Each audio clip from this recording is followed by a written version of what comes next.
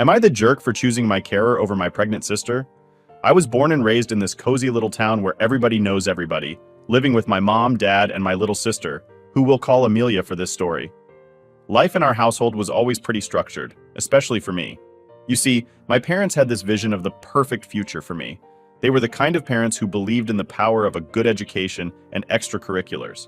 They pushed me hard, wanting me to shine in my studies and take part in all sorts of clubs and activities. Their ultimate dream? For me to get accepted into one of those big, fancy universities and eventually find a high-flying job that would make them proud. Amelia, on the other hand, was the family's free bird. She danced to the beat of her own drum, embracing life with a carefree spirit that I always admired, even if I couldn't quite understand it. She was passionate about art, so much so that she decided college wasn't her path. Instead, she chose to chase her dream of becoming an artist, moving back home to save up some money. Despite the love I had for her, Amelia and I were never that close. We just saw the world differently. But despite our differences, I always thought my relationship with my parents was solid and strong. That solid ground I thought I was standing on shook when Amelia's life took an unexpected turn. She got pregnant, and suddenly our family dynamic changed. My parents, usually so focused on achievement and success, were overjoyed with the news of becoming grandparents. They started planning for the baby's arrival with so much enthusiasm. But then, they came to me with a request that felt more like a command, one that would turn my world upside down. They wanted me to put my college education on hold and come back home to help Amelia with her baby. At first, I couldn't believe what I was hearing. I thought they were joking, pulling some kind of prank on me, but the serious looks on their faces told me they were dead serious. They explained that Amelia needed someone she could rely on during and after her pregnancy, and according to them, that someone was me. They also mentioned that money was tight, and they couldn't afford to hire help or pay for daycare, so it seemed I was the logical choice. I was dumbfounded. The idea of sacrificing everything I had worked so hard for, all because of a situation I had no part in creating, was just too much. I had dedicated myself to my studies, dreaming of graduating with top honors and making a real future for myself. And now, they expected me to just throw all that away? I couldn't accept it. So I stood up for myself and said no. But my refusal only sparked a massive argument. My parents couldn't hide their disappointment and anger. They called me selfish, accusing me of not caring about my own family's needs. I tried to reason with them, to make them see that abandoning my future wasn't a choice I could make lightly. But no matter how much I tried to explain, they just wouldn't listen. So here I am, finding myself in a situation I never thought I'd be in, being asked to leave my own home just because I stood up for my future, refusing to give up my dreams for my sister Amelia's situation. It just doesn't seem right. And honestly, it feels like I'm being unfairly punished for something that isn't even my mistake. As I walked through my old bedroom, I was on the lookout for any small things I might have overlooked in the chaos of packing. I had made the trip back to my childhood home to gather all my belongings. My best friend Luna was there with me, lending a hand with the packing. We didn't talk much as we worked, each of us wrapped up in our thoughts. I could feel this heavy mix of sadness and disappointment pressing down on me, making each step feel a little heavier. Eventually, after what felt like hours, we managed to get all my things packed up. Walking out of the house felt surreal. Leaving felt strange, almost like I was leaving a part of myself behind in that house, in those rooms where I'd grown up. Luna, trying to cheer me up a bit, started chatting about her new job. She was really excited about it, and even though part of me wanted to just dwell on my own problems, I forced myself to listen. I tried to focus on the good stuff happening in life, not just the bad. We got to the car and loaded up all my boxes and bags. The drive back to my college dorm was pretty quiet. Luna could tell I was still processing the whole ordeal, so she didn't push me to talk. When we finally got to my dorm building, we took the elevator up to my floor. I unlocked the door to my dorm room and stepped inside, feeling this unexpected sense of relief wash over me. Sure, this room was a lot smaller than my bedroom back home, but it was mine. It was a space where I could start fresh. Luna stuck around to help me get settled in, unpacking the boxes and finding places for everything I'd brought with me from home. As we organized my stuff, I started to feel a bit more grounded, like maybe I could handle this after all. Luna's presence and help reminded me that even though things were tough right now, I wasn't going through it all alone. Luna was really sweet about letting me take my time to set up my room just the way I like it. Decorating has always been something I enjoy, and even in this small dorm room, I wanted to make it feel like a piece of home. After we finished organizing and decorating, we both sat down on my bed, taking a moment to look around at what we'd accomplished. The room looked pretty cozy now, a small comfort in the midst of everything else going on. Breaking the quiet that had settled between us, Luna spoke up. I can't believe they did this to you. Her voice was soft, filled with disbelief and empathy. I felt a lump form in my throat as I nodded in agreement. I can't either, I managed to say, the hurt clear in my voice. It's like they don't even see me as part of the family anymore. Luna, ever the optimist, tried to offer some consolation. They'll come around eventually, she said, her tone hopeful. I wanted to believe her. I really did. I hope so, I replied, but deep down I felt this heavy sense of doubt.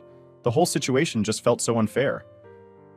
I just can't wrap my head around how they could pick my sister over me, I confessed, the words spilling out in a mix of confusion and sadness.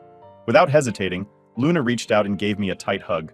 The warmth of her embrace was a small beacon of comfort. You don't have to do what you don't want to, she reminded me, her voice firm yet gentle. Your life is yours, not theirs. Hearing those words from Luna, I felt a spark of determination light up within me. She was absolutely right. This was my life, and it was up to me to make the choices that would shape it. I couldn't let my parents' demands dictate my path. It was time for a new beginning, a chance to build a life that reflected who I was and what I wanted to achieve. I was ready to take on this challenge, to create a future that I could look back on with pride. Luna's support was a reminder that, even in the toughest times, I wasn't alone. With friends like her by my side, I felt a little stronger, a little more capable of facing whatever came next. Update 1. It's been a whole month since I started getting used to a whole new way of living, one where I don't see my parents every day. At first, adjusting to this big change was hard, but I was managing okay. The problem was, my parents wouldn't stop calling or texting me, trying to make me feel bad about my decision. They kept saying things like, your sister's going to have a baby and she really needs you. How can you just leave her? And it's really selfish to not come home and help. She's counting on you. Every message from them was like a little jab, making me second guess myself. But deep down, I knew I'd made the right choice. I couldn't just give up on everything I've been working towards, my future, my education, my career dreams, just because of a situation I didn't cause. It wasn't fair to me, and honestly, it wasn't fair to my sister either. I tried so many times to get my parents to see things from my point of view, but it was like talking to a wall. They were stuck in their ways, not willing to listen to reason. The situation got even more intense when, out of nowhere, they showed up at my dorm. They came all the way there, begging me to reconsider and come back home. It was a really tough moment, but I knew I couldn't just cave in. I had to stand strong, even if it meant standing up to my own parents. As tough as it was, staying true to my decisions started to feel a bit easier as time went on. I dove into my studies, making new friends at college who were a great support system. I also managed to find another part-time job, which really helped me feel more independent. Being able to look after myself, to make my own decisions without relying on my parents for everything, felt really empowering. Of course, that doesn't mean I didn't miss my family. It was really hard to come to terms with the fact that they were ready to just push me aside because I wouldn't do exactly what they wanted. The thought that they could cut me off over this hurt a lot, but I kept reminding myself that I was doing what was right for me. I was living my life on my own terms, making choices that I believed in, and I held on to the hope that, with time, my family would start to see things my way too. I just needed to be patient and keep believing in myself and the choices I made. A couple of weeks after the unexpected visit from my parents, my phone rang, and it was my sister on the other end. When I picked up, I could hear her crying, and it instantly made me feel guilty. Despite everything that had gone down, the love and care I had for her hadn't faded away. But at the same time, I knew I couldn't just ignore all that had happened and act as if things could go back to normal. I found myself saying, I'm really sorry, sis, but I can't come back home and act like everything's fine. What Mom and Dad asked of me, it's just not something I can do. I can't put my own future and dreams on hold to take care of you. There was this heavy silence on the line after I said that, and for a moment, I wasn't sure what she was going to say next. When she finally spoke, her voice was trembling, and I could tell she was trying to hold back more tears. I get what you're saying, but it's just really hard right now. I feel so alone and I'm honestly scared. I don't think I can handle this by myself. Hearing her say that made my heart hurt for her. I wished so badly that I could be there to give her a hug and tell her everything was going to be okay. But I also knew that I couldn't let my parents' guilt trip sway me into making a decision that wasn't right for me. I understand this is tough, but you've got to remember you're not on your own, I told her, trying to sound as comforting as I could. Mom and Dad are there for you, and they care about you so much. They'll support you through this, I promise. And hey, If you ever need to talk or if you're feeling down, you can always reach out to me. I'm still your big sister, and that's never going to change. I love you a lot." There was a quiet moment, and then I heard her sniffle before she replied, "Thank you. I love you too, and I'm really sorry for everything, for all the tension between us lately." I sighed, feeling this mix of emotions swirling inside me. "I'm sorry too, sis. I really hope that one day you'll understand why I had to make this choice." After we hung up, I just sat there in my dorm room, lost in thought. I felt sad, guilty, and a bit unsure about everything. The future seemed so uncertain, but deep down, I knew that moving forward and sticking to my decision was the only way. No matter how difficult things got, I had to focus on my own path and my dreams. Update 2. It had been a whole 9 months, almost like a lifetime since I last heard from my parents or my sister. I had been really focused on my schoolwork and on trying to make a new start for myself, something that was just mine. But then, out of nowhere, I got a call from my parents. They told me my sister had her baby and they were calling me for help. They started with their guilt tripping again, saying things like, "You're the only one who can help us with the baby, and we can't handle this by ourselves." Hearing that made me so mad. I didn't even realize just how much anger I was holding on to until that moment.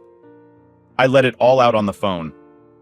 "How can you even have the nerve to call me after everything?" I shouted into the phone. "You kicked me out of the house because I didn't want to give up my entire future for her mistake. And now you think I should just jump in and care for her baby?"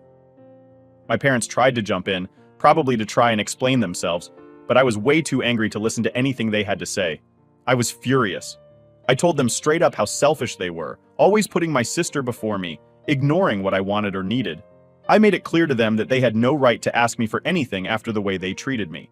"I hope you're happy being grandparents because this is the last time you'll be hearing from me," I said, trying to keep my voice steady before I hung up. My hands were shaking, and I couldn't stop the tears. I threw my phone onto my bed, overwhelmed by the audacity they had to think they could still control my life after everything they put me through. Update 3. It had been a whole 2 months since that really intense phone call with my parents. Then, unexpectedly, I got a call from my sister. She was crying so much when she first started talking, it was pretty hard to figure out what she was saying. But as she kept going, her message became clear. She really wanted me to come over and meet her new baby. At the beginning, I wasn't sure what to do. The idea of going back to my family's house, after everything that had happened, made me feel really conflicted. Despite this, my sister didn't give up.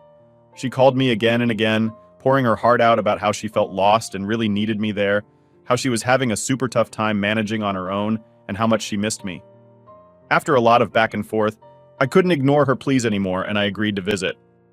I made it super clear, though, that I was doing this just for her. I wasn't coming back because of our parents, or for any other reason. It was all about supporting her. When I got to my parents' house, my sister was right there waiting for me. She looked pretty rough, like she hadn't had a good night's sleep in weeks, but at the same time, there was this spark of happiness in her eyes that I hadn't seen in forever. She led me straight to where the baby was sleeping, in a little crib in the nursery. The moment I saw him, sleeping so peacefully, this flood of emotions hit me. I wasn't ready for it. This tiny, delicate little person seemed to hold so much possibility and hope for the future. It felt huge, almost too much to wrap my head around. After that, my sister and I spent a long time just talking, trying to fill in the gaps of everything that had happened since we last saw each other. She shared with me all about the birth of her baby, explaining how incredibly hard it had been for her, and talked about all the challenges she'd been facing since then. She was still in the middle of healing, both in her body and her heart, from everything she'd been through. As I spent time with my sister, it became crystal clear that she really needed someone by her side.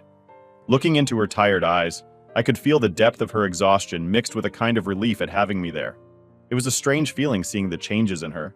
She was clearly worn out, dealing with so much stress and the massive responsibility of a new baby, but there was also this spark of happiness in her eyes, a kind of joy at us being together again. The whole visit was filled with mixed emotions.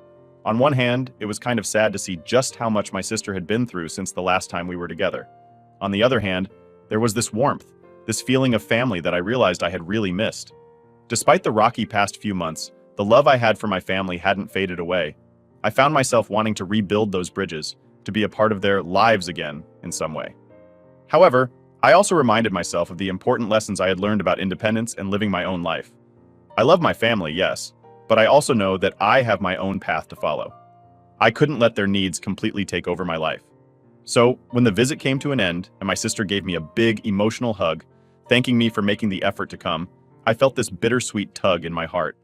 I promised her I'd come back to visit again soon, but I also gently let her know that moving back wasn't an option for me. My life, with all its dreams and ambitions, was something I had to pursue on my terms. The drive back to my dorm was a roller coaster of thoughts and feelings. Seeing my sister and my new niece had filled me with happiness, but it also left me feeling sad about the whole situation with my family. I found myself wondering if there was a way for things to ever be like they used to be, if forgiveness was possible, especially towards my parents for putting me in such a tough spot. As I navigated the road back to college, I realized only time would provide the answers to these questions. Life was complicated, but it was also filled with possibilities for healing and moving forward. Update 4. After that whole big mess with my family, things started to look up for me in ways I didn't expect. I was killing it in school and even snagged this awesome internship that was pretty much a golden ticket for my future career. But, even with all these good things happening, I couldn't shake off the feeling that something was missing. Yeah, I was still feeling kind of sour about how things went down with my folks and Amelia. Out of the blue, one chilly night, my phone rings. And guess who? My dad. Hearing his voice after so long was weird. He sounded tired, but kind of hopeful, like he really wanted to make things right. He said, "We miss you," and hit me with, "We were wrong." That was a lot to take in. I mean, I was mad, but hearing that, it kind of made me stop and think. Dad shared how tough things had been back home. Amelia was finding being a mom way harder than she thought, and it kind of slapped some sense into my parents.